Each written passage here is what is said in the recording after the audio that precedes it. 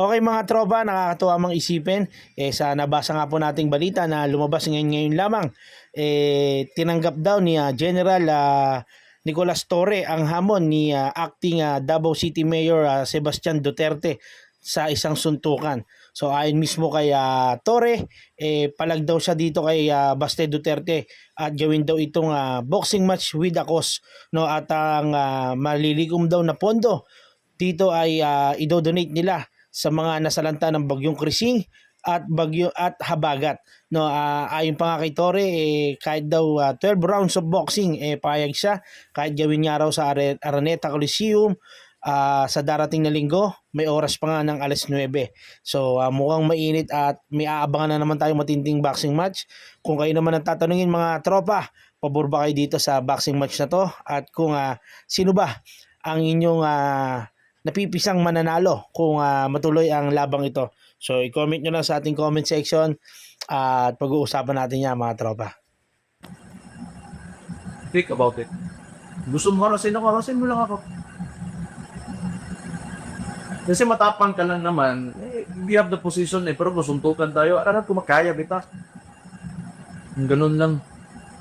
But you're a coward.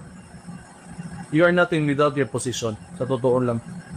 Ang nagmamatalinuhan ka lang, yan lang talaga ginagawa mo. May trespass ka, may nakaabang na siya, nakita ka talaga ng media. Kawawa ka naman, sa totoo lang. Vice Mayor Baste Duterte ng suntukan. Anong Anong reaction niya po? mga urot talaga kayo eh. Pero you know, tama-tama dahil marami ang nasalanta ngayon ng bagyo at baha. Maybe we can use this moment or this opportunity for to raise funds in a charity boxing match. This coming, kung para mabilis, this coming Sunday sa Araneta. 12 rounds, pwede. 12 rounds sa sundukan para maganda. At para medyo marami ang ma-raise natin. Siguro you can find sponsors. Per round may mag-sponsor. So, let's place their merchandise before each round. So, 12 rounds para medyo marami ang sponsor at marami tayong may-raise na pondo. Sir, can you give us a background? Naghamon ba siya? Paano ba yung nangyari? I was informed.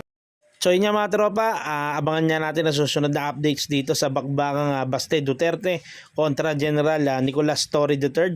Kung matutuloy nga ba sa darating na linggo, oras ng 9:00, yan ang gustong mangyari ni General Torre para mapabilis daw at maibigay na yung mga kikitain nila sa mga nasalanta ng bagyong Krising at habagat.